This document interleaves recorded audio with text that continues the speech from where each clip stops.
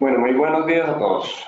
Mi nombre es Ángel Vargas, yo soy gerente de asesoría de inversiones para el área de gestión de patrimonios en Credicor Capital, y la idea es tener un espacio, digamos que más que abierto, bastante cercano, para poder ver algunos temas de inversión y un poco la filosofía bajo la cual estamos nosotros hoy en día enfocando este tipo de temas que son relevantes. Entonces, vamos a ir viendo algunos temas que son importantes para desarrollar el contexto de la presentación, y la idea es que en la medida en que vayan saliendo preguntas, pues vamos a ir atendiendo, ¿vale? Pero tratemos de dejar las preguntas un poco al final de cada bloque. Yo les iré mencionando cuando terminemos algunos bloques si hay algunas preguntas para que lo podamos condensar de mejor manera. Sin embargo, pues si la tienen, me la dejan escrita y la atendemos un poquito al final del bloque para hacerlo de una forma un poco más organizada, ¿vale? Entonces yo creo que estamos listos para empezar. Y aquí, digamos que básicamente vamos a ir directamente a la presentación. Van a perder un poco la imagen de la cámara, pero nos quedamos con la presentación. Y aquí vamos a empezar básicamente con los temas, ¿vale? Entonces, dos temas gruesos: coyuntura local y contexto internacional, dentro de los cuales vamos a ir desarrollando algunos otros adicionales que son más relevantes que solo, digamos, el tema principal, ¿vale? Entonces, para locales, ¿qué es importante? Pues hay que empezar por entender que dentro de la coyuntura que hoy en día nos toca afrontar, indiscutiblemente la inflación es uno de los datos más relevantes. Esto está antes del dato que salió ayer a las 7 de la noche. Sin embargo, mantiene mucho de, digamos, la expectativa o lo que es en general el sentimiento de mercado respecto a este indicador que es tan relevante. Y fíjense que termina siendo muy importante porque hace un par de años, cuando se generó la caída de los precios del petróleo y la devaluación tan alta, pues inflación fue lo que nos obligó a tener un ciclo alcista de tasas. Inflación fue casi al 8%, y hoy en día pues estamos viendo el banco al 4.25 como, digamos, una respuesta a ese ciclo alcista. Tenían que volver a generar un recorte, porque además pues el ambiente de crecimiento lo merecía, ¿cierto? Entonces, hoy en día la inflación está al 3.10. Yo sé que lo que están viendo dice 3.12 porque es antes del dato de anoche. Sin embargo, digamos, introduciendo un poquito la información reciente que tenemos, no se ha movido mucho del dato de julio, ¿cierto? Digamos, del dato oficial revelado. Y aquí lo importante es, respecto a este 12 meses de la canasta completa, hay que empezar a considerar cuáles son los riesgos a futuro, porque pues indiscutiblemente de la forma en que se manejen los riesgos asociados a inflación, vamos a tener una evolución de tasas del banco y un contexto de menores o mayores tasas de cara a la expectativa de crecimiento que esperamos, ¿vale? Entonces, respecto a este 3.12 que hay hoy en día, o 3.10 con el dato de ayer, lo importante que hay que decir es: alimentos ha generado una contribución bastante buena, y ustedes lo ven ahí en la gráfica izquierda. Hasta el dato anterior estaba en 1.22, y fíjense que lo que ha dejado en los últimos meses es una base relativamente baja, es decir, la variación ha sido baja, ¿cierto? Y eso es relevante para el comparativo de los siguientes meses. ¿Por qué? Pues porque al final la inflación es un índice, y los datos que nosotros vemos, como ese 3.12 o el cierre de año que sirve para los ajustes que se dan en materia de salario mínimo, etcétera, etcétera, es la comparación del índice contra el mismo dato del año anterior, ¿cierto? Entonces, hoy en día los riesgos asociados a inflación vienen por dos caminos. Primero, que alimentos ha dejado una base muy bajita, es decir, se ha comportado muy bien, y cualquier repunte va a hacer saltar ese grupo de alimentos que pesa el 28% de toda la canasta. Y segundo, que cuando se quita el grupo de alimentos, ahí en la gráfica se ve como sin alimentos, desde el 3.90 que está, es relativamente alto para afrontar posibles repuntes de la inflación de alimentos, ¿vale? Entonces, este grupo de sin alimentos es el grupo en el cual puede tener mayor efecto el Banco de la República con movimiento de tasas, porque realmente es lo que responde a demanda. Alimentos es un choque de oferta y es difícil, digamos, afectarlo con el movimiento de las tasas del banco. Por eso termina siendo tan relevante los análisis de inflación con o sin alimentos. Dicho lo anterior, dentro de sin alimentos, una de las cosas que más ha generado ruido en el pasado es la devaluación, porque su principal canal dentro de la canasta es el efecto sobre los importados, que en la gráfica de la derecha se ve como transables, ¿cierto? Y entonces en la medida en que tenemos una devaluación rápida que nos encarece las materias primas que utilizamos para, digamos, bienes de venta final, pues también se ve un incremento en el margen del producto, porque pues es apenas natural que tenemos que realizar un ajuste si en medio de la devaluación se nos encarece ese producto que utilizamos para incorporar dentro del producto final local, ¿vale? Entonces, en el caso de los transables, fíjense que la línea roja de la gráfica derecha nos muestra lo que fue la devaluación alta entre el 2015 y el 2016, ¿cierto? El choque rápido que nos generó una devaluación cercana al 50% y que nos llevó justamente a variaciones de ese grupo de transables cercanas al 8%, ¿cierto? Entonces, en este contexto, ¿qué tan probable es que se materialicen esos dos riesgos? Lo primero que hay que decir respecto a alimentos es que estamos en un, digamos, en un tema coyuntural de temas ambientales que no ha sido fácil, que incluso ha generado algunos bloqueos, ejemplo, vía Bogotá al llano, ¿cierto? Que no necesariamente está castigando la producción de alimentos, pero que sí puede en algún momento generar desabastecimiento por bloqueo de vías. Todavía no estamos allá, pero estamos hablando de los riesgos que pueden materializarse. ¿Listo? Ese es el primero. Segundo, que estamos hablando de una probabilidad superior al 70% de que se materialice un fenómeno del Niño relativamente fuerte hacia finales de este año o inicio del otro año, y ya vimos lo que nos generó el último fenómeno del Niño en el país, ¿cierto? Se sumó al tema de la devaluación por efecto de la caída de los precios del petróleo y es reflejo de ese salto muy grande que se ve en la gráfica de la izquierda en alimentos que nos llevó a variaciones año a año del 16%.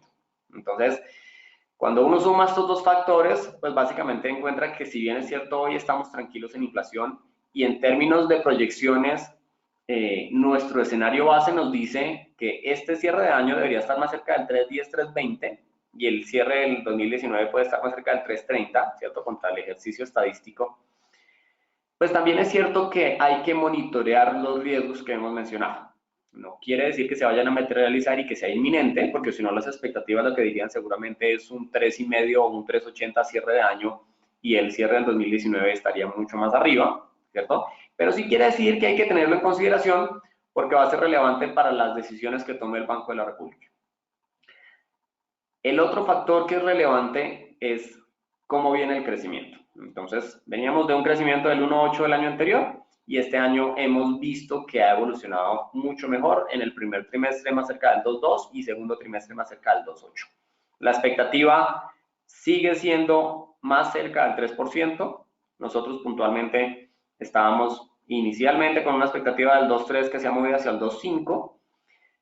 Pero realmente el equipo técnico del banco ha estado más cerca del 2.7 y recientemente ha abierto el sesgo a que podría irse hacia el 3% de crecimiento este año, lo cual es muy bueno, pero además si uno lo ata a la expectativa de un 3.7% de crecimiento el otro año, ya le genera a uno, digamos que, algunos insumos adicionales para ver qué podría hacer el Banco de la República con las tasas, porque ya tenemos la foto de inflación, o más bien la lectura de inflación con los riesgos asociados, y en un ambiente normal de recuperación y de crecimiento, tienen que generarse algunas presiones de inflación en la medida en que aumente la demanda, ¿cierto?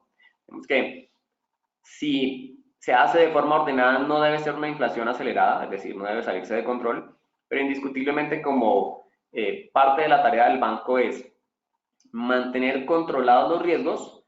En algún momento el banco debe empezar a subir tasas el otro año. Visión muy personal, más allá de que sea, digamos, de investigaciones económicas de la compañía, yo creo que podría ser hacia el primer trimestre. ¿En dónde está el consenso del mercado de la subida de tasas del otro año? Pues está más entre el primer y el segundo trimestre, es decir, más cerca de la primera mitad del 2019 que del primer trimestre del otro año, pero yo creo que podrían estar proclives a hacerlo hacia la primera mitad, hacia el primer trimestre del año, perdón, si estos factores que hemos mencionado en términos de riesgo sobre inflación y digamos, la mejor evolución del crecimiento ponen algún sesgo sobre un repunte de inflación, con seguridad el banco va a tratar de, digamos, anticiparse y hacerlo de forma ordenada. ¿Listo? Pero en términos generales, ¿esto para qué nos sirve? Para aterrizarlo y contextualizarlo a los retos y las oportunidades que hay que ver en los activos en los que hoy en día están expuestos los portafolios, ¿cierto? ¿Por qué? Porque en términos de tasas, tener la tasa del banco tan baja también nos determina tener tasas de bonos y CDTs a niveles bajos, también nos determina ver resultados de los portafolios de renta fija con unos rendimientos bajos, ¿cierto? Respecto a lo que teníamos en años anteriores o incluso, fíjense que con el tema de inflación, con el choque de inflación que tuvimos en el pasado, lo que vimos fue bonos y CDTs en unas tasas mucho más altas, captaciones primarias por encima del 8 o 9% en algunos casos, porque la tasa del banco también estaba alta, ¿cierto? Llegó al 7,75 y entonces había un incentivo natural en ofrecer más tasa para poder capturar la intención de liquidez del mercado, ¿cierto? Entonces, en este caso, a tasas bajas, pues realmente nos genera, digamos, unos ajustes naturales sobre los portafolios y la expectativa de en qué momento empiezan a subir las tasas y eso cómo me afecta a los portafolios, a través de qué canal además, pues es importantísimo. Lo primero que hay que decir es nuevamente, vamos a tener mejores tasas de reinversión en la medida en que vaya subiendo las tasas. Lo segundo que hay que decir es, los títulos que yo ya tengo comprados van a tener algunos ajustes por valorización en la medida en que suban las tasas. Al final, el valor de un título en renta fija es un descuento de un flujo de caja. Ese descuento se realiza con una tasa de mercado que está muy asociada justamente a estas coyunturas de la tasa del banco y qué tan empinada esté o no la curva, ¿cierto? Digamos, para tratar de hacerlo un poco más simple la explicación. Entonces, en el tema de inflación estamos mucho más tranquilos. Nosotros realmente estamos confiando en que efectivamente el crecimiento se va dando. E indiscutiblemente aquí el panorama de crecimiento le deja entonces a uno algunos retos interesantes que plantearse de cara a la evolución de los portafolios. Entonces, en un barrido muy rápido sobre lo que ha sido la evolución de rentabilidad de los fondos de inversión colectiva, que además reúne, digamos, la mayoría de los tipos de activos a los que podamos estar expuestos, vamos a ver una radiografía bien interesante. Esto está al corte del 29 de agosto. Pero yo creo que recoge en buena parte lo que realmente necesitamos ver. Primero, FOMVAL es el fondo de liquidez, con lo cual lo que le muestra a uno es el vehículo más líquido y sin ninguna restricción de entrar o salir y con un riesgo pues básicamente muy controlado, ¿cierto? Entendiendo que esto es básicamente cuentas de ahorro remuneradas y bonos y CDTs muy cortos. ¿Qué tanto debería estar rentando? Pues está rentando muy cerca de la tasa del banco. Entonces, fíjense que 30 días, año corrido, está básicamente muy cerca de la tasa del Banco de la República hoy en día, que es el 4.25, ¿cierto? 4.30 y 4.27 respectivamente en las lecturas que he dado. Y en el caso de los dos fondos siguientes, que es de lo corporativo y mediano plazo, lo que uno ve es más volatilidad. ¿Cómo veo la volatilidad? Pues en las lecturas que tengo entre 30, 90, 180, 365 o incluso año corrido. Digamos que en la medida en que el fondo es más largo en duración, que eso es básicamente en mediano plazo, ¿cierto? Es mayor a 3 años, también se ven los efectos de estar expuestos a títulos más largos. Hay más volatilidad y eso nos genera que haya, digamos, en esta coyuntura, unos resultados menos estables, entre comillas, frente a la rentabilidad. En el caso del deuda corporativa, año corrido ha estado por el lado del 5.24, nuestra expectativa a 12 meses está más cerca del 5.50 o 5.60, ¿cierto? Que es un poco lo que ha hecho 365. Y está basado justamente en la idea de que en esta coyuntura el banco sí va a subir tasas, pero lo va a hacer de forma ordenada. Entonces, fíjense que aquí viene otro tema relevante y es cuando el banco empieza a subir tasas, y supongamos que lo hace en marzo del otro año, va a empezar a subir tasas de forma ordenada. No va a ser un incremento acelerado, no va a ser un tema de varios incrementos en los siguientes meses, y con seguridad al final del 2019 vamos a tener una tasa más cerca del 4,75 o 5%. ¿Cierto? Entonces va a ser un ciclo alcista, entre comillas, pero muy ordenado, ¿cierto? Y eso ayuda mucho a que los portafolios, si bien es cierto, van a tener un ajuste, pues ese ajuste no sea agresivo, pero además creo que termina siendo más beneficioso por las mejores tasas de reinversión, que respecto a lo que tenemos hoy, indiscutiblemente vamos a tener al menos 50 o 100 básicos de mejores tasas en la medida en que también las condiciones económicas mejoren y los bancos o las entidades que buscan la liquidez a través de estas captaciones de bonos y CDTs, pues vean la necesidad de volver a tomar recursos, ¿no? Que esa ha sido la otra cara de la moneda. Este año estamos cerca de un 13, un 15% por debajo de las colocaciones que vimos el año pasado en términos de bonos. Y ha sido justamente porque el contexto tampoco ha ayudado a que los emisores requieran mucha liquidez. Estamos apenas empezando a generar recuperación y eso todavía no se ha transmitido totalmente en lo que nosotros llamamos el canal del crédito, ¿cierto? Que es que se retorne totalmente la confianza al consumidor y se empiecen otra vez a apalancar de alguna manera a tasas relativamente bajas para generar consumo, para generar inversiones, y esto, digamos, también aplica para la industria. Hay que decir que en este contexto también ha sido un tema político que nosotros claramente tenemos que aterrizarlo a país, y vimos la polarización y vimos, digamos, muchas posturas que generaron precaución, ¿cierto? Independientemente del lado del que venían las posturas, sí vimos mucha precaución entre los inversionistas, pero además, para tenerlo claro, ha sido un contexto en el que se ha movido la región. Y cuando nosotros empezamos a ver los actores relevantes del mercado hoy en día, tanto en renta fija como en renta variable, resulta que esos actores hoy en día, en términos internacionales, son importantes, ¿cierto? Fondos de inversión extranjeros, bancos. El extranjero hoy en día es un jugador relevante en nuestro mercado.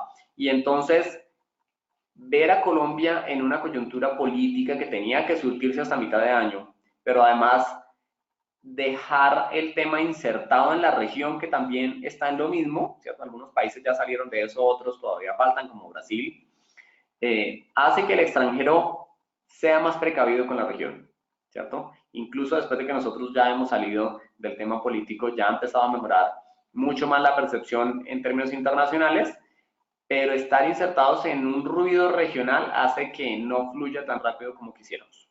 Entonces, esto es relevante porque vamos a tener una suma de factores locales e internacionales que van a ir generando unos efectos sobre los portafolios y que no necesariamente va a ser un tema de repunte de rentabilidades y recuperación inmediata, ¿cierto? Este tipo de cosas, ¿cómo lo vamos a enfocar? Lo vamos a enfocar más adelante en un tema que es muy relevante, y es cómo logramos que el portafolio realmente haga la tarea de forma eficiente, y justamente cómo me veo yo de cara al portafolio. Y esto es un tema que termina siendo, digamos, que mucho más personalizado si lo queremos ver de esa manera. ¿Listo?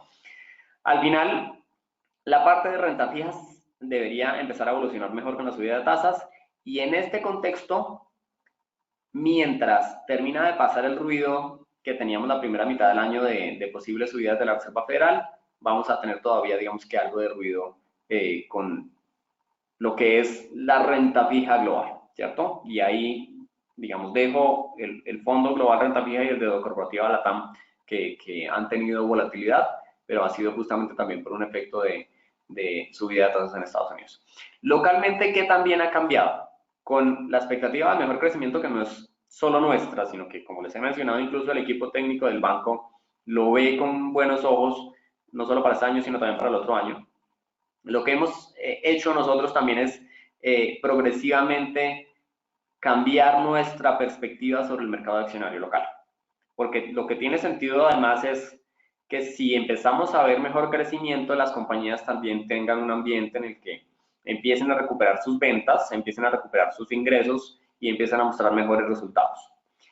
Y eso debería beneficiar el mercado accionario local, ¿cierto? Entonces, aquí como ejemplo del mercado accionario local están los dos fondos que manejamos nosotros, que es el Acciones Dinámico y el Acciones Valor, que cada uno tiene, digamos, una filosofía diferente. El Dinámico básicamente utiliza como referencia el Colcap, y entonces la lógica está en ver qué tanto podemos ganarle al Colcap como canasta, mientras que el Valor ya es un fondo que tiene unas digamos, inversiones a más largo plazo en compañías en las que se ve valor, pero necesita de mayor crecimiento en términos generales o de un contexto mucho más positivo para que logren evolucionar y entonces esas compañías lleguen a esos precios objetivos que nos van a materializar la tesis de este fondo puntual que se llama Acciones Valor. ¿Listo?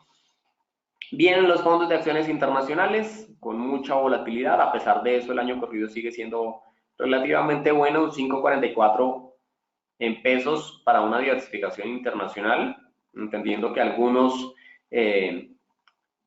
sectores o regiones han tenido mejor evolución que otra, pero que en el balance el resultado debería ser este, ¿cierto? Y recursos naturales, que es un reflejo de lo que ha pasado con los commodities, ¿cierto? Ya vamos a entrar a ver un poquito más a detalle el tema.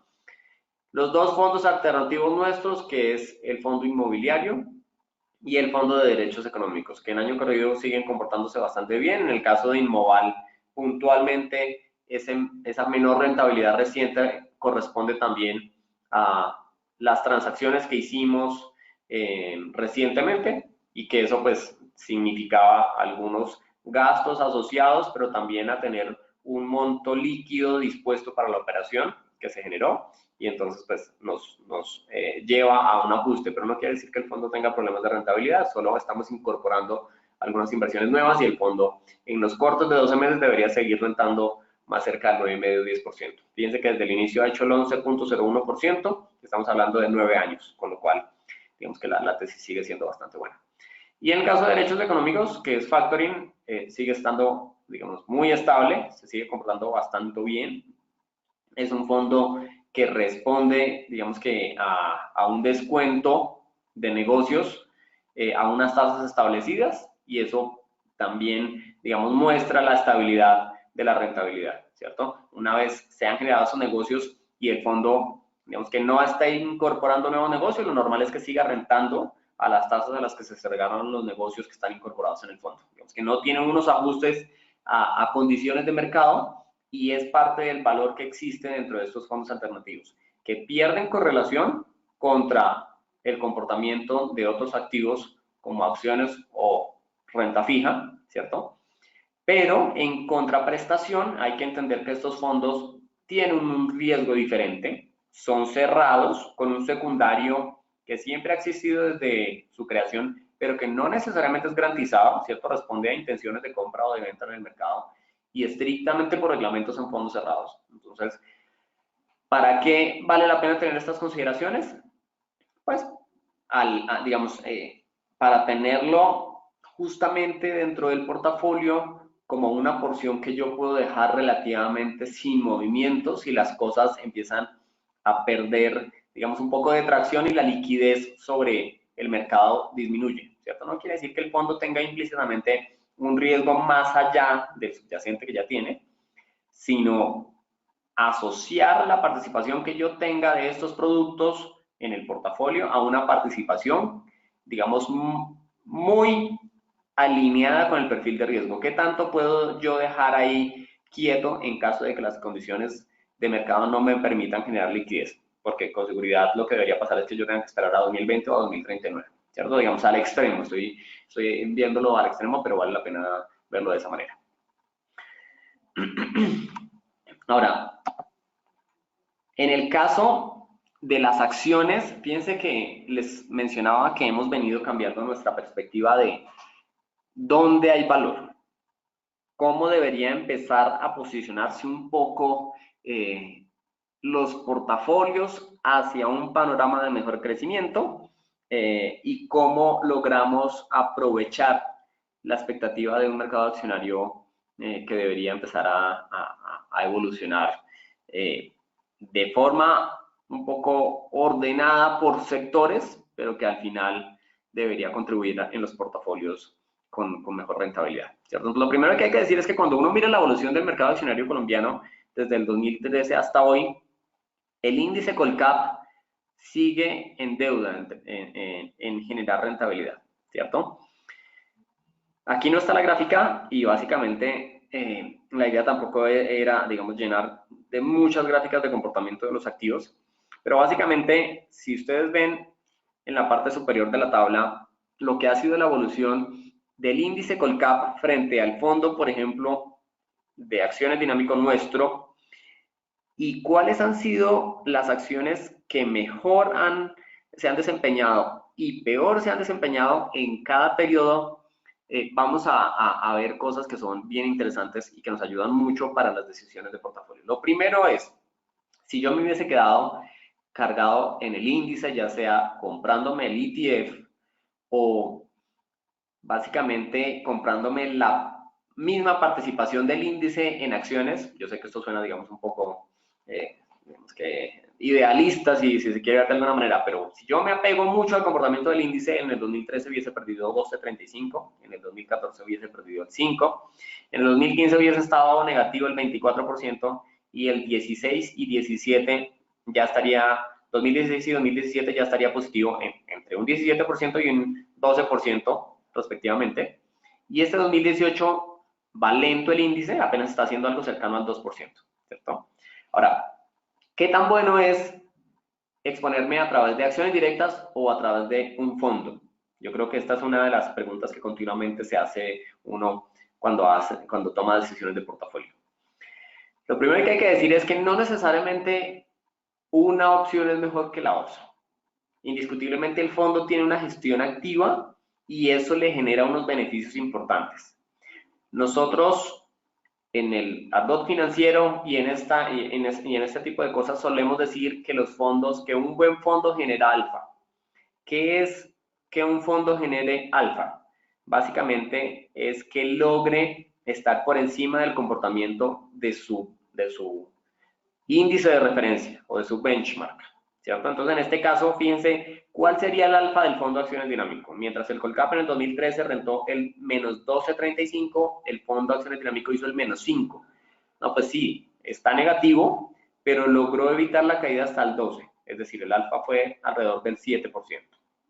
En el 2014 el Colcap cayó casi el 6% y el fondo estuvo positivo básicamente el 8%. O sea que aquí tenemos un alfa mucho más grande porque no es solo el 8% que está positivo, sino que además evitamos estar negativos un 6% que estuvo el índice.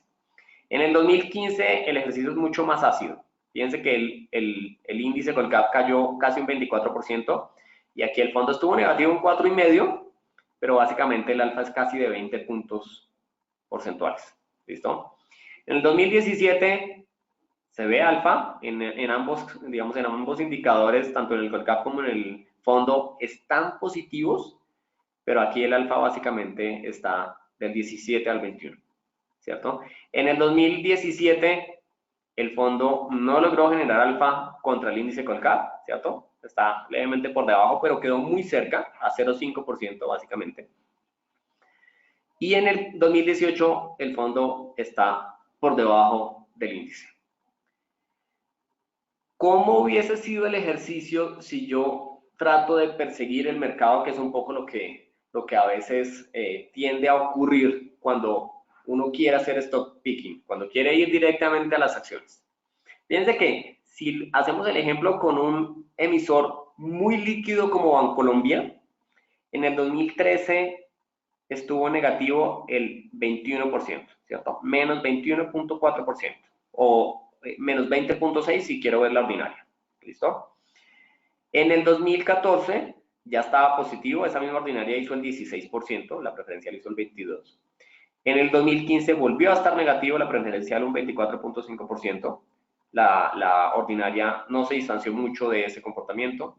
2016 otra vez arriba, preferencial 25.83%, ¿cierto? La ordinaria un 20%. 2017 ya se mantiene arriba y 2018 también está, digamos, positivo. Pero fíjense que una de las cosas que le queda a uno claro en este tipo de ejercicios y sirve como enseñanza por fondos o por acciones individuales es hay que tener claridad de que la inversión cuando se hace va a generar mejor resultado si yo tengo un horizonte al menos de 3 años, pero el óptimo en acciones debería ser entre 3 y 5 años, ¿cierto? ¿Y por qué es relevante esto? Porque me va a ayudar a ver qué porción de mi portafolio le asigno yo a cada portafolio de acuerdo al perfil, ¿cierto? Esto es un tema de perfil. ¿Qué tan arriesgado o conservador soy? ¿O qué tan moderado, digamos, en el punto medio estoy? Eso me va a ayudar a ver en la conformación de activos cómo me paro yo, porque hay que aguantar un poco más algunos activos frente a otros. Claro, yo sé que si uno dice, no, pues fácil, me hubiese comprado Canacol en el 2013, Preferencial Bancolombia en el 2014, Canacol nuevamente en el 2015, Avianca en el 16, Ecopetrol en el 17 y Ecopetrol en el 2018. Pero ese movimiento de estar saltando de uno a otro, primero genera costos y segundo no es tan claro a la hora de las tendencias, porque usualmente uno quiere vender en el máximo y comprar en el mínimo y eso no siempre da tan buen resultado. Entonces, las inversiones de forma estructural generan unos resultados mucho más coherentes, ¿cierto? Entonces, fíjense que lo que hemos visto hasta ahora, hemos sacado algunas conclusiones que son relevantes. Primero, el contexto nos da unas señales de cómo podrían moverse los activos a futuro. Segundo, hemos identificado que los alternativos tienen un aporte en términos de mayor estabilidad en rentabilidad, pero también de pérdida de correlación frente a activos tradicionales. Y tercero, en el caso de acciones, hemos visto que la inversión en acciones no puede ser tomada necesariamente como una forma de hacer, digamos, trade a corto plazo, porque usualmente perseguir al mercado no da tan buenos resultados como hacerlo de forma estructural, apostándole a unos emisores o unos vehículos, llámese en este caso producto, fondo, acciones, a los que les veamos valor, con los que nos sentimos cómodos, pero que lo dejamos evolucionar y madurar de forma, digamos, estructural, ¿cierto?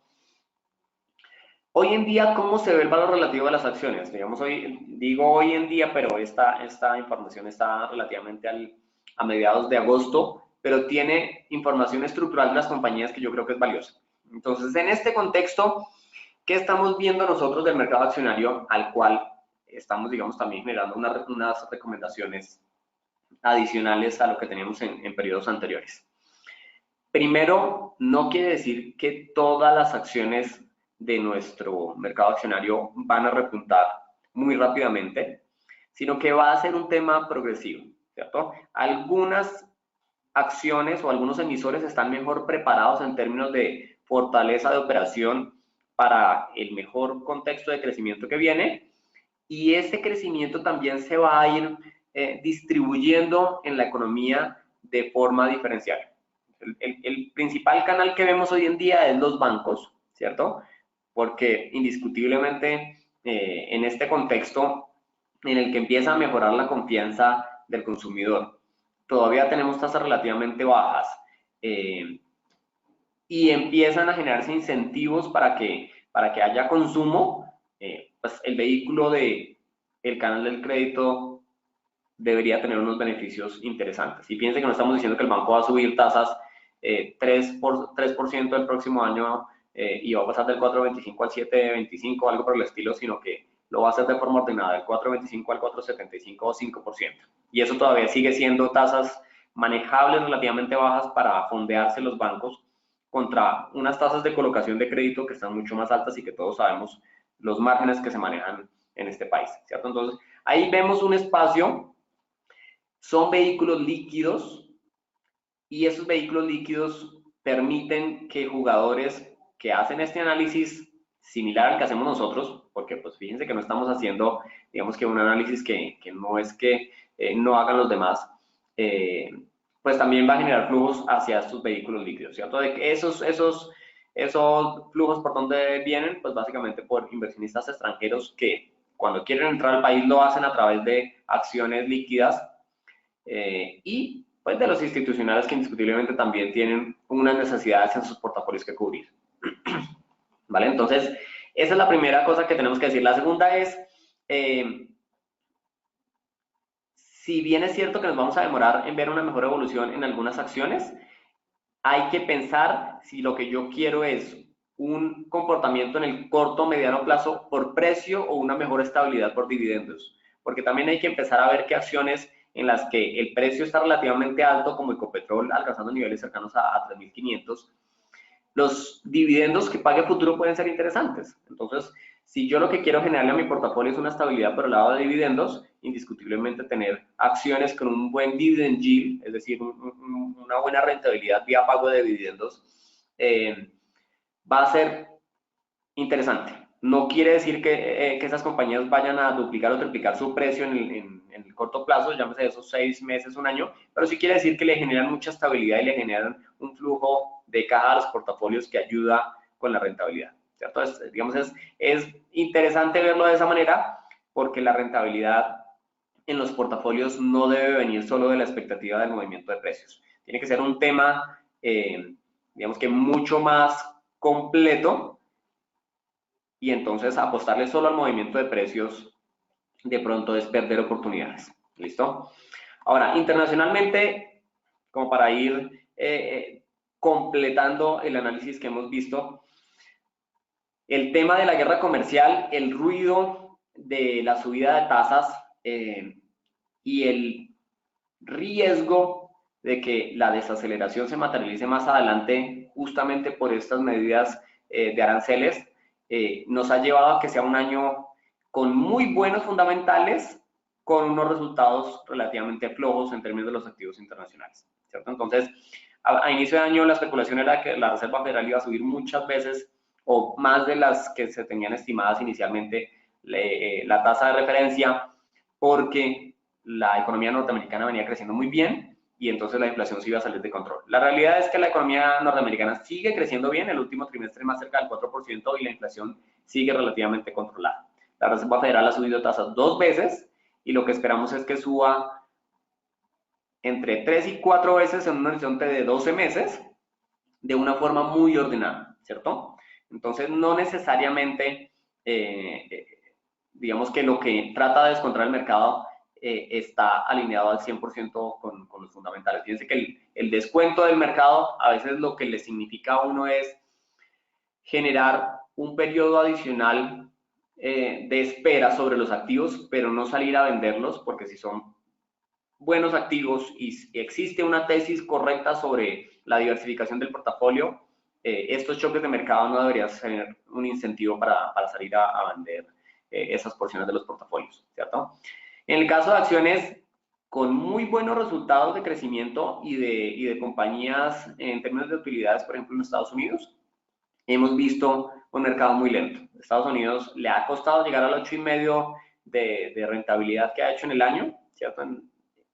Y a nivel global apenas estamos por encima del 2%, ¿cierto? Mucho lastre de todo el ruido político, de la guerra comercial, que ha impedido justamente una mejor evolución. Eso que también ha castigado monedas, porque se ha fortalecido el dólar como un activo, digamos, una moneda de búsqueda de activos seguros, y no necesariamente los commodities han hecho el mismo comportamiento. Fíjense que en el caso de commodities, solo petróleo, por un tema puntual que se ha generado a través del tema de la oferta, ha logrado evolucionar mejor y por lo demás la mayoría de los commodities están negativos. ¿Por qué? Pues porque la expectativa es que si se mantiene esta guerra comercial entre China y Estados Unidos, lo que debería ocurrir es que se materialice un riesgo de desaceleración, por ejemplo, sobre China y eso genere una menor demanda de commodities. Y es parte de la explicación de por qué hoy en día los commodities no han repuntado en un ambiente relativamente bueno de crecimiento que se ha visto a nivel internacional.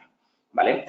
En eventos claves este año, dejé desde junio hasta diciembre, básicamente para mostrar que las reuniones, por ejemplo, de la Reserva Federal son determinantes. La reunión del 13 de junio de este año ayudó a calmar los mercados y de esa fecha hoy ha evolucionado mucho mejor la renta fija internacional, ¿cierto? Entonces, reuniones claves de la Reserva Federal, de los bancos centrales de Europa y de Japón, así como temas de petróleo, han marcado y van a seguir marcando la evolución de los mercados en términos de activos, tanto de renta fija como renta variable, ¿cierto? Hay que entender qué están viendo los bancos centrales y qué decisiones van a tomar en términos de subidas de tasas o en términos de compra de bonos, para el caso, por ejemplo, de Europa y de Japón, que lo sigue haciendo, porque eso tiene unos efectos sobre la liquidez del mercado, ¿cierto? Eso no quiere decir que si la Reserva Federal sube, el banco,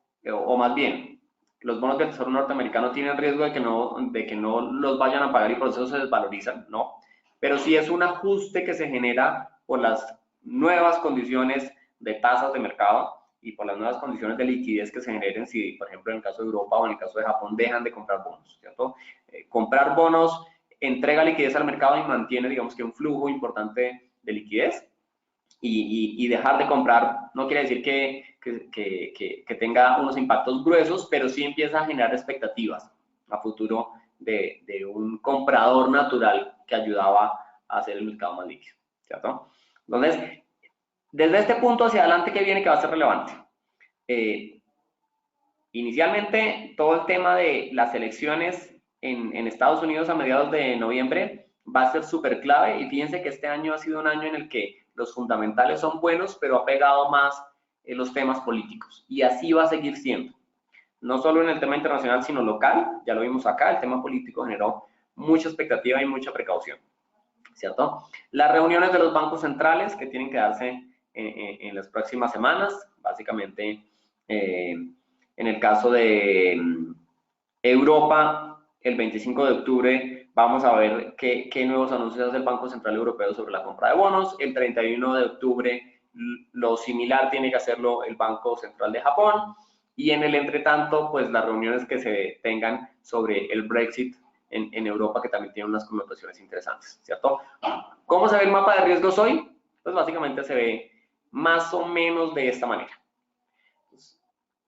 ¿En dónde está hoy en día el mayor riesgo sin que sea necesariamente un mensaje de que se va a materializar en el corto plazo? Yo creo que eso es importante. Identificar riesgos no quiere decir que estemos pensando que se van a materializar en el corto plazo, pero hay que tener, digamos, la lectura de dónde están esos riesgos.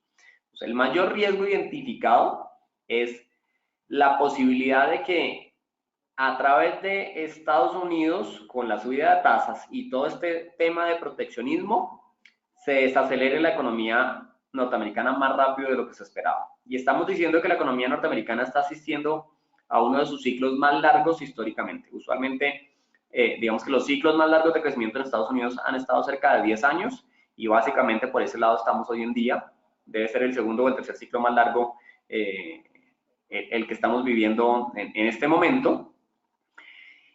Y por eso es tan controversial las medidas de Trump, porque se dan en un momento en el que ya venía creciendo muy bien la economía y bajar los impuestos lo que hace es generarle un impulso adicional a la economía en un punto en el que aparentemente no la necesitaba, ¿cierto? Y por eso se generan esos riesgos de inflación, o más bien esas lecturas de riesgos de inflación, ¿vale? Entonces, hoy en día, cuando uno suma la posibilidad de que todas estas medidas de Trump vayan tan lento que se les una la subida de tasas de la Reserva Federal y el riesgo que genera un mayor proteccionismo a nivel global, ¿cierto? Porque hay que decir que esto ha tenido su contraparte y Estados Unidos sube aranceles y China sube aranceles y Estados Unidos suma un paquete adicional de bienes por 200 billones de dólares y China hace lo respectivo, pues eso lo que al final termina impactando es el comercio internacional, ¿cierto? A pesar de que uno entiende que con estos aranceles algunas compañías o algunos sectores están obligados a comprar más caro para mantener su negocio, también hay un punto en el que hay compañías que no logran tener esa flexibilidad y lo que van a hacer es comprar menos, ¿cierto? Entonces, el comercio internacional debería castigarse mucho más si se mantiene este ritmo, digamos, de escalamiento de la guerra comercial. Entonces, por eso ese es el principal riesgo que hoy en día vemos y que nos puede castigar a futuro el desempeño de los activos. ¿El canal cuál es? Pues básicamente el crecimiento. El crecimiento pues necesariamente genera menor demanda, menores ventas, menores resultados de utilidad de las compañías y por lo tanto menor interés sobre los mercados accionarios. Por el otro lado está que si se materializa ese riesgo, lo normal es que empecemos a buscar activos seguros, entre comillas, y entonces todo lo que es renta fija va a volver a tener valor. A pesar de que la Reserva Federal va subiendo tasas, va a llegar un punto en el que el Banco Central lo que interiorice dentro de sus discusiones es ese riesgo de desaceleración por la guerra comercial, que ya lo ha venido diciendo, pero de una forma muy moderada, y entonces puede que deje de subir tasas o puede que las distancie mucho más. Por eso la expectativa sobre subida de tasas de los bancos centrales debe ser manejada con tanto cuidado, porque si bien es cierto que se marca un posible comportamiento, nada está dicho y cada banco central tiene que decidir con la información disponible en cada momento. Entonces yo creo que eso es importantísimo tenerlo en cuenta a la hora de tomar decisiones, porque un portafolio estructural de largo plazo y muy alineado al perfil de riesgo que tengo me va a ayudar a sentirme más tranquilo cuando se materialice la volatilidad. ¿Por qué? Pues porque si es una volatilidad con la que me siento cómodo, pues me la aguanto, pero si lo que creo es que puedo asumir riesgos más altos y a la hora de la volatilidad no puedo dormir viendo mi portafolio un 15, un 20% desvalorizado en el primer mes o en el segundo mes o en un corte de 6 meses, pues definitivamente lo que demuestra es que es una señal de que yo tengo que moderar mi perfil y tengo que empezar a moverme hacia una estructura mucho más conservadora o más alineada a mis objetivos. Incluso en términos de objetivos, eso también nos va a condicionar las decisiones de inversión, ¿cierto? Pero más allá de eso, el tema de crecimiento y de proteccionismo, ¿cuál es el otro riesgo que existe hoy en día? Indiscutiblemente el conflicto en la península coreana, que va y viene, ¿cierto? El riesgo del crédito en China, que hoy en día creo que es mucho más bajo, porque, digamos, el gobierno ha logrado controlarlo bastante bien. Un choque de oferta de petróleo en el Medio Oriente principalmente. Lo vimos parcialmente en los últimos repuntes.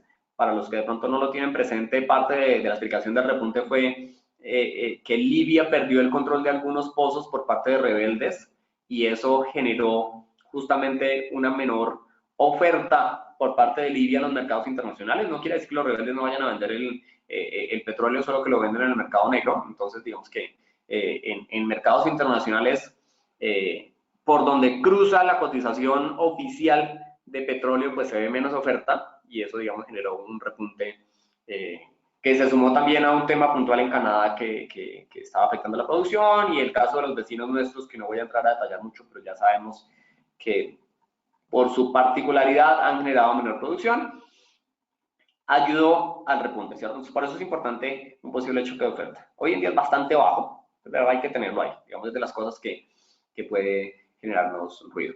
Y los temas políticos en Europa, que pueden en algún momento generar riesgos de que se pierda la unión, pero yo creo que estamos lejos de eso, ¿cierto? En el pasado hubo mucho ruido, pero yo creo que hoy en día se mantienen mucho más unidos y hay que decir que con el tema del proteccionismo de Estados Unidos lo que ha hecho es fortalecer la unión de Europa, porque se han visto en la necesidad de demostrar que como bloque pueden estar mucho más blindados, entre comillas, para enfrentar las decisiones de Estados Unidos que si lo hacen separado. Fíjense ustedes qué sería Francia, Italia, Alemania o otros países mucho más pequeños tratando de negociar con Estados Unidos temas comerciales. Sería mucho más difícil y mucho más agresivo y claramente desventajoso. Entonces, creo que en este contexto se ha borrado mucho la posibilidad de riesgo de cohesión o de unión europea, justamente por el contexto en el que Estados Unidos pues, los pone, digamos, a negociar y ven la fortaleza de negociar en bloque. ¿Listo? Por el lado de los temas comerciales. Ahora, esta diapositiva para mí es súper clave y me gusta dejarla expuesta porque usualmente en los portafolios uno tiende a ver los comportamientos relativamente suavizados o, digamos, en condiciones no de crisis o en condiciones que no sean de choque, ¿cierto? Y entonces, eso le ayuda a uno a mantenerse relativamente dentro de los límites en los que se quiere mover, pero hay que entender que si se materializa un choque de crisis, la forma en que yo tenga mi portafolio diversificado me va a ayudar a asumir de mejor o peor forma ese choque, ¿cierto? Entonces, puntualmente en el caso de acciones internacionales, fíjense lo que ha pasado cuando ha habido caídas muy fuertes. Entonces, en el 90, cuando hubo caídas muy fuertes, ¿cuánto cayó el índice internacional de renta variable, que es lo que se ve ahí en la columna como el MSCI AC World? Cayó un 25%. El Standard & Poor's, que es el índice norteamericano, cayó el 13%, el índice de Japón, que es el Nikkei, cayó el 45%, y pues básicamente ahí están los otros índices que son europeos, emergentes principalmente, ¿cierto? Al final, la última columna está el oro, ¿cierto? Subió apenas un 1% en el 90. Si yo hago el barrido con los diferentes eventos de crisis, tengo que necesariamente volver sobre la crisis de las .com en el 2000 y la crisis del 2008, ¿cierto? La crisis subprime, que en ambos casos generó unas caídas bastante ácidas, casi del 50%, o en algunos casos mayor al 50% en la mayoría de los índices, ¿cierto? Y que fortaleció el oro en un 25% en el 2008, en el caso del 2008, y un 13% en el caso del 2000, ¿cierto? Y esto, más allá del choque, viene de la mano con las dos columnas que aparecen en duración en semanas, ¿cierto? Entonces, fíjense que aquí hay un tema importante y es más allá del choque que termina siendo muy ácido, ¿cuánto dura? Porque hemos mencionado que en los mercados accionarios hay que tener estructuralidad para aguantar esos movimientos. Entonces, fíjense que cuando hablamos de los dos eventos más fuertes de crisis, que fue el 2000 y el 2008, semanas que duró el movimiento hasta el punto más bajo de caída, 132 en el caso del 2000 y 73 en el caso de la crisis subprime del 2008. Y la recuperación desde ese momento hasta un punto en el que, digamos, se viera nuevamente el mercado en valor 100 respecto al inicio, si lo queremos ver de esa manera, 212 semanas en el caso de la crisis de las .com y 275 semanas en el caso de la crisis subprime, ¿cierto? Más allá del número de semanas, que pues uno puede entrar a hacer su cálculo, aquí el mensaje es, cuando estamos expuestos a mercado accionario, hay que tener estructuralidad, pero también hay que tener en cuenta que si se genera un choque puntual de crisis, de pronto la mejor decisión no es salir a vender el portafolio, sino tener la porción correcta del portafolio desde antes para poder aguantar la recuperación. El caso del mercado norteamericano es bastante bueno. Si yo en el 2008 tenía 100, en el 2009 con esta caída básicamente tenía 44. ¿Estamos de acuerdo en lo que están viendo ahí? Standard & Poor's 2009 dice menos 56, ¿cierto? O sea, yo me quedé con 44. Tuve que esperar básicamente 4 o 5 años para volver a 100. Y desde ese momento hasta hoy, desde el 2008 hasta hoy, puedo estar con el 140 o algo por el estilo de mis recursos. ¿Cierto? Puede que esté levemente por encima o por debajo del 40% respecto al momento en el 2008. Pero un poco el mensaje aquí es, si yo logro tener estructuralmente una porción con la que me sienta cómodo en mi portafolio y se viene una crisis, de pronto la mejor decisión no es necesariamente salir a vender esa porción, sino entender que ese pedacito del portafolio va a estar en una coyuntura en la que seguramente genera mejores resultados, dejarlo quieto en términos de activo y mirar a través de producto qué puedo hacer. Eso no quiere decir que no me pueda mover, pero sí quiere decir que tengo que mirar internamente dentro del producto qué tengo que hacer. Y por eso es relevante ver qué tipo de productos y cómo diversifico yo mi portafolio. Al final, la lectura dentro de un portafolio es preservación de capital, ¿cierto? El enfoque de gestión patrimonial eficiente nos dice que yo lo que tengo que hacer en un portafolio es empezar por preservar el capital y en un segundo paso generar rentabilidades alineadas con mi perfil de riesgo. Entonces, si yo soy conservador, seguramente voy a obtener rentabilidades, pero unas rentabilidades, digamos que no tan altas. Si soy moderado, voy a exponerme un poquito más a volatilidad y esas rentabilidades van a ser mejores, pero indiscutiblemente van a estar alejadas de las rentabilidades que me ofrece estar expuesto, por ejemplo, 100% al mercado accionario. Y si yo efectivamente tengo objetivos de largo plazo o tengo un perfil más agresivo, pues puedo buscar cómo diversifico para tener unos portafolios estructurales que me generen unas rentabilidades mucho más largas, más altas, perdón, en unos horizontes más largos, pero que con seguridad van a tener unos sobresaltos también importantes. ¿Qué debería uno incluir en el análisis de diversificación? Activos reales, activos financieros, pasivos y el contexto en el cual me muevo, ¿cierto? Porque suele ocurrir que yo usualmente miro mi portafolio a través de mis activos financieros y dejo por fuera que ya tengo una exposición en inmobiliarios y compro más inmobiliarios a través de activos financieros, entonces quedo sobreexpuesto.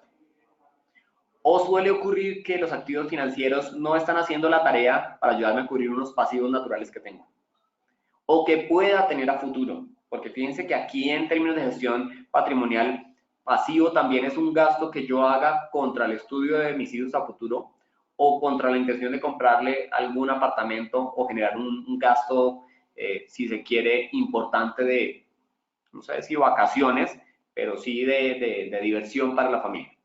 Entonces, cuando yo enfoco mi portafolio en un tema mucho más global y lo inserto dentro de mi patrimonio total, ahí hace una tarea mucho más eficiente, porque me ayuda a ver que no me sobreexponga con lo que yo tengo a través de activos reales, que me ayude a cubrir unos pasivos o que me ayude a estar preparado para unos pasivos que pueda tener, claramente de la mano con la coyuntura económica para identificar cómo debería moverme en el contexto, ¿cierto?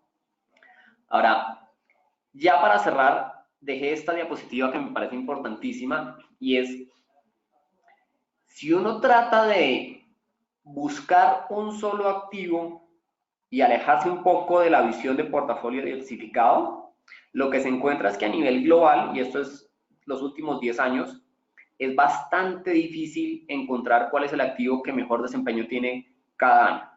Termina siendo ineficiente perseguirlo, mientras que un portafolio bien diversificado, que son las casillas azules oscuras, le muestran a uno dónde se mueve un portafolio bien diversificado de perfil moderado. Aquí no puse el agresivo ni puse el conservador, está un portafolio moderado de visión internacional, entendiendo que la visión internacional no deja a Colombia por fuera, que suele ser un error que a veces tenemos de pensar que si uno tiene un portafolio internacional deja la exposición a Colombia por fuera, ni nos faltaba, la tiene a través de los emergentes, a través de vehículos como bonos, tiene exposición a través de Colombia indiscutiblemente, pero hay que lograrlo insertar bien. Entonces, fíjense, por ejemplo, la volatilidad tan grande del 2008 cayó, digamos que se desvalorizó mucho, el oro hizo una tarea importante, el portafolio en su momento, por recomendaciones también nuestras de tomar decisiones de deshacer posiciones y montarnos en liquidez, y recuerden que en ese momento también veníamos de unas rentabilidades altas y luego el mercado cayó,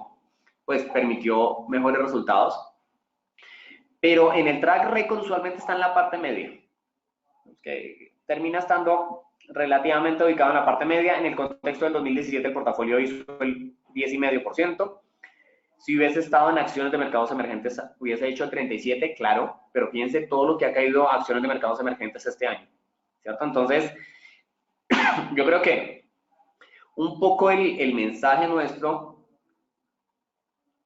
es ver cómo logramos que a partir de unas recomendaciones de portafolios de referencia nuestras, que están muy alineadas a perfiles de riesgo, logremos aterrizar objetivos puntuales del portafolio, preferencias naturales de cada cliente, porque yo le puedo contar a ustedes un poco cómo veo el valor relativo, pero de pronto a alguno de ustedes no le gusta la exposición a real estate, a inmuebles, o no le gusta la exposición a acciones norteamericanas porque ya le parece que está agotado el movimiento. Ese tipo de cosas uno lo puede ir personalizando, o no le gusta per se la exposición a acciones, porque ya en el pasado perdió plata, pero si uno personaliza los portafolios de referencia, le incluye los objetivos y las preferencias, esos portafolios funcionan bastante bien. Son mucho más equilibrados, tienen mejores resultados en términos de rentabilidad y sobre todo disminuyen la volatilidad, es decir, el sobresalto en términos de que el portafolio esté el primer mes 25% efectivo anual arriba, el segundo mes menos 15% y se mantenga en ese mismo ritmo.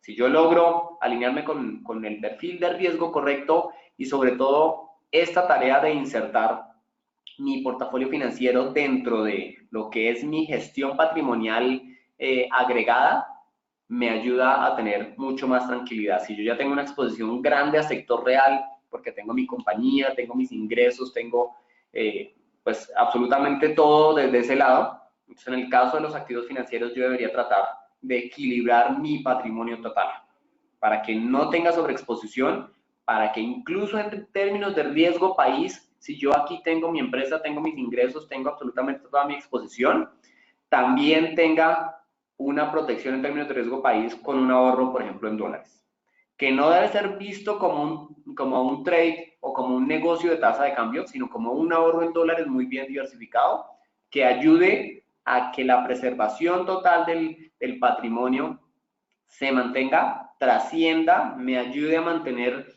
unas condiciones de vida hacia el final de mi ciclo de vida que no me disminuya las que tengo actualmente y sobre todo que me permita hacer una transición sucesoral si es lo que yo quiero, porque esa es la otra cara de la moneda. Entonces, el pedacito de portafolio es importantísimo, pero es una pieza de toda la gestión patrimonial. Y aquí la invitación es, a la hora de ver los portafolios, hay que ir más allá que solo la diversificación. Es importantísima nuevamente y ahí estamos nosotros como actores relevantes para hacer recomendaciones y decirles dónde, en qué productos y cómo, digamos, bajo qué pesos de diversificación. Pero la invitación es a ver cómo lo insertamos con el resto de activos o, digamos, una gestión patrimonial mucho más agregada, ¿cierto? Cómo está mi parte financiera con mi parte de inversiones del sector real, con mis inmuebles, con las exposiciones que tengo en otros lados, para que hagamos la tarea correctamente dentro del portafolio, que ese portafolio efectivamente encaje muy bien dentro de lo que es la preservación de capital de todo el patrimonio. Y aquí en el tema de proteger recursos para el ciclo de vida final, objetivos que se logren a futuro, por ejemplo, para pagar la universidad y comprar inmuebles para los hijos, o incluso transición sucesoral, tiene unas connotaciones importantes en términos del vehículo. Entonces, el portafolio puede estar insertado a través de diferentes vehículos, sea comisionista, dentro de comisionista, digamos, decisiones directas del cliente, o un vehículo tipo mandato en el cual delega, pero entrega delimitado a través de un perfil de riesgo y unas políticas establecidas, o un fideicomiso, ¿cierto?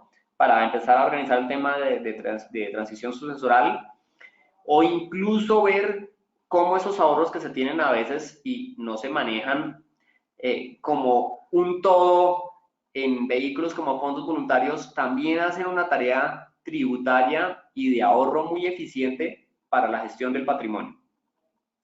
Y todo ese tipo de cosas yo creo que vale la pena tenerlo sobre la mesa a la hora de conformar un portafolio, ¿cierto? Digamos que el mensaje y un poco al final lo que quiero que tengan de herramientas es nuestro compromiso hoy en día en términos de gestión patrimonial, es ir más allá de solo el portafolio. El portafolio es importantísimo y con seguridad hay que aterrizarlo al perfil de riesgo y hay que ver cómo se expone a través de productos y las participaciones puntuales de esos productos y qué rentabilidad va a tener con una volatilidad asociada. Eso está muy bien, pero no hay que dejar por fuera los otros factores relevantes. Hay que incluirlos, hay que lograr ponerlos dentro de todo el panorama para que las piezas juntas nos muestren cuál es el norte que debo asumir. Si de pronto por objetivo yo lo que tengo que hacer es la mitad de mi portafolio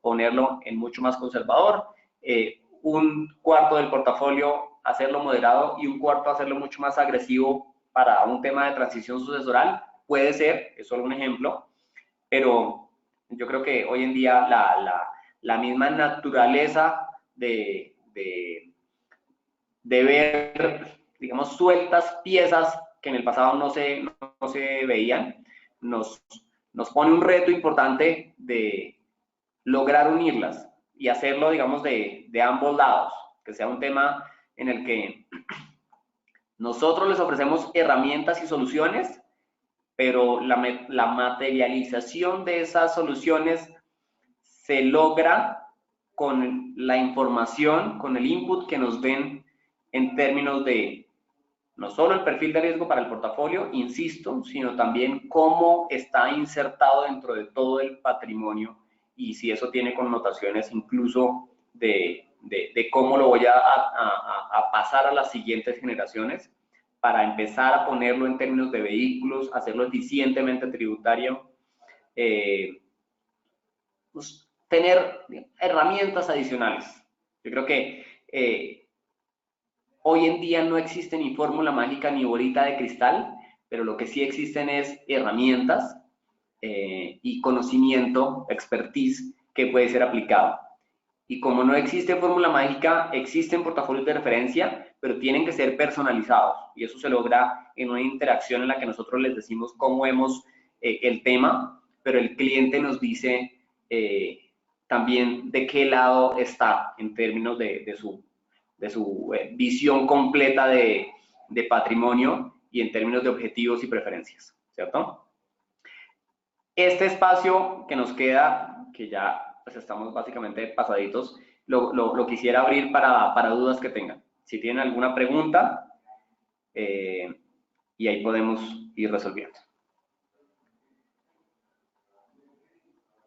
Ok, listo. Entonces aquí tengo una pregunta que es respecto al Fonval Recursos Naturales. La perspectiva del fondo hay que contextualizarla en cómo deberían moverse a futuro los commodities, ¿vale? Entonces, voy a empezar por lo siguiente. Lo que ha hecho que los commodities hasta ahora no tengan la evolución que se esperaba en un contexto de crecimiento relativamente bueno ha sido justamente la expectativa de una desaceleración a futuro por la guerra comercial entre Estados Unidos y China principalmente, entendiendo que China es un demandante natural de commodities y que eso pues genere un menor efecto de demanda que hoy en día no se ha materializado y por eso digo que es la expectativa lo que ha llevado a los commodities allá.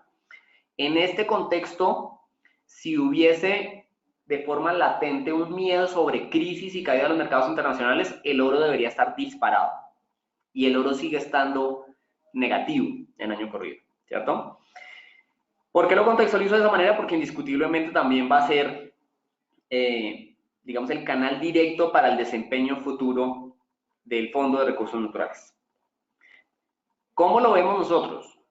Hoy en día, cuando uno ve la caída, por ejemplo, del cobre o del zinc, con movimientos negativos en el año por el lado del 20%, es una sobrereacción muy fuerte que implicaría casi que se está cambiando la balanza de oferta y demanda, ¿cierto?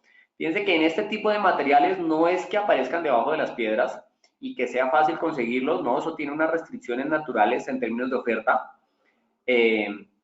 Y hoy en día las caídas tan fuertes casi que estuvieran implicando que lo que hay es una sobreoferta. Claro, la expectativa es justamente lo que he dicho, que si se cae la demanda por la guerra comercial y el menor crecimiento de China, pues debería llevar a algo por ese estilo, que contra una caída de la demanda, la oferta actual, si se mantiene al mismo ritmo, pues termina siendo, digamos que, mucho más alta de lo necesario, entre comillas, ¿cierto? Pero es una expectativa que ha castigado a los mercados. Y nos parece que, a pesar de que hay una sobrereacción en muchos commodities, en el corto plazo no va a cambiar mucho. ¿Y a qué me refiero con corto plazo? Yo creo que en los siguientes 6 meses, los commodities todavía les va a costar repuntar. Pero lo que sí creo es que para este tipo de fondos que están en categorías justamente puntuales como commodities o como real estate o como, si lo quiere ver uno, private equity en determinados sectores, la evolución se va a ver con mucho más claridad en horizontes mucho más largos. Yo sí creo que el fondo sigue teniendo una filosofía de inversión bastante buena, una tesis de inversión muy buena, pero si no hubiese sido a través de este fondo, sino a través de cualquier commodity que yo me hubiese comprado directo, excepto por petróleo, estaría negativo, ¿cierto? Y claramente el fondo lo que hace es diversificar entre commodities, con lo cual pues le ha tocado asumir la naturaleza de la coyuntura. Pero al final, tratando de responder la pregunta en términos de perspectiva, poniéndolo en horizonte, yo creo que en un horizonte de 2 años o 3 años, el fondo debería tener unos resultados bastante buenos, de 2 dígitos en rentabilidad, es un poco la expectativa mía, ¿cierto?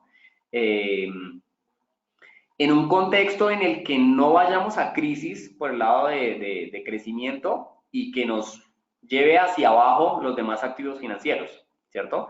Que por ahora no lo vemos nosotros y no es el consenso del mercado. Nadie está viendo inminente una crisis y eso lo que le dice a uno es, si se mantiene un buen crecimiento a nivel global, y fíjense que aquí hay una cosa que es importantísima, el buen crecimiento a nivel global no quiere decir que los desarrollados sigan creciendo a niveles del 4%, en el caso de Estados Unidos, y se mantengan a ese ritmo o sigan subiendo.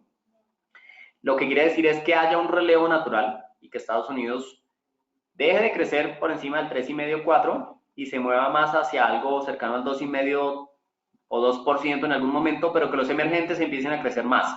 ¿Eso es posible? Sí, claro que es posible. Recuerden que en el caso de Colombia estamos diciendo que creció 1,8 el año anterior y va a crecer cercano al 2,7 o 3% este año y debería crecer más cerca del 3,7 o 4% el otro año. Y es solo un país, es un ejemplo.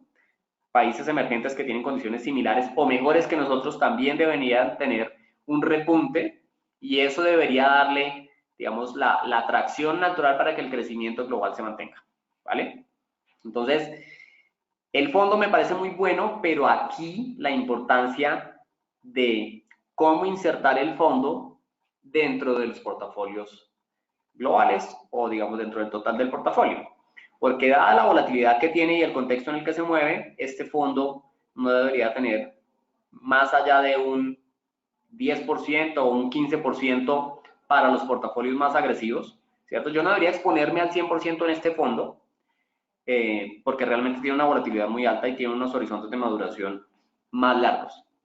Si recuerdan ustedes la diapositiva que veíamos del mercado accionario, cuando se generan caídas fuertes de crisis, lo que se demora en recuperarse, más o menos algo así puede ser comparable con este tipo de activos, porque las caídas son muy fuertes y relativamente rápidas y la recuperación se extiende un poco más en el tiempo y entonces se vuelve un poco más lenta de lo que uno quisiera, ¿vale?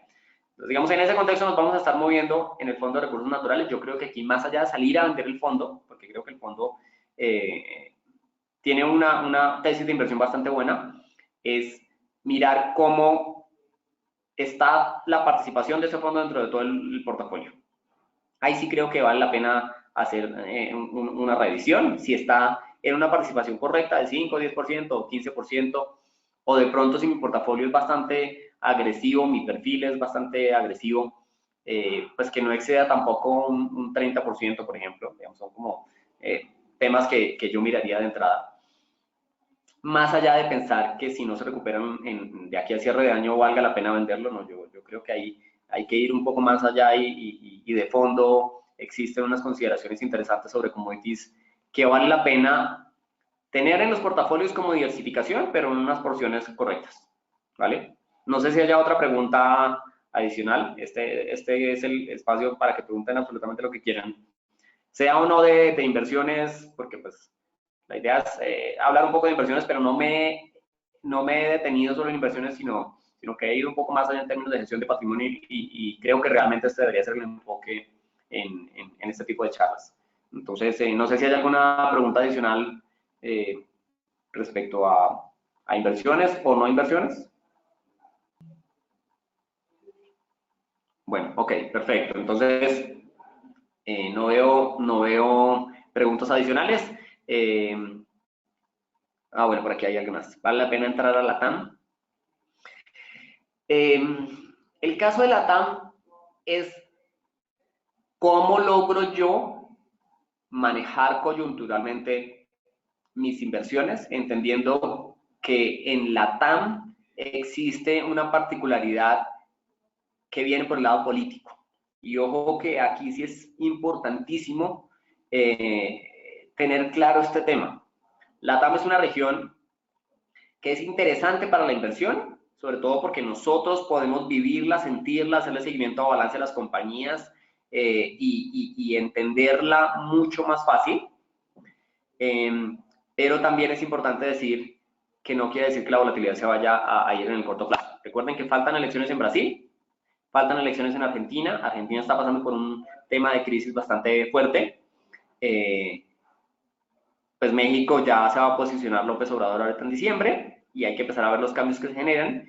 Pero yo creo que sigue siendo valiosísimo tener la TAM dentro de los portafolios, pero nuevamente como un porcentaje pequeño dentro de todo lo que uno tenga dentro de renta fija. No creo que valga la pena apostarle al fondo la TAM, por ejemplo, o a bonos la TAM.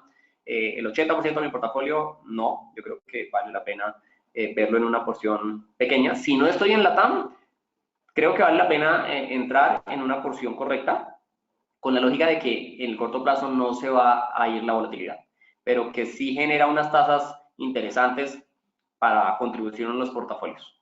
Y yo creo que hay valor, pero hay que ver es cómo diversificamos ese valor dentro de los portafolios. ¿Listo? Bueno, yo creo que ya con esto damos por terminado la charla, el tema. Les agradezco mucho a todos los que se conectaron. A aquellos que hicieron preguntas también les agradezco mucho. Y básicamente la invitación es, nosotros estamos abiertos a aportarles en la medida de lo posible. No solo en temas de portafolio, sino en temas globales de gestión de patrimonio. Y depende de cuánto podamos interactuar para aportarles el conocimiento que tenemos y ayudarles a particularizar y hacer que ese portafolio no sea una fórmula, sino sea su portafolio, un tema mucho más personalizado y mucho más, digamos, incluido dentro de una gestión patrimonial completa. ¿Listo? Muchas gracias a todos.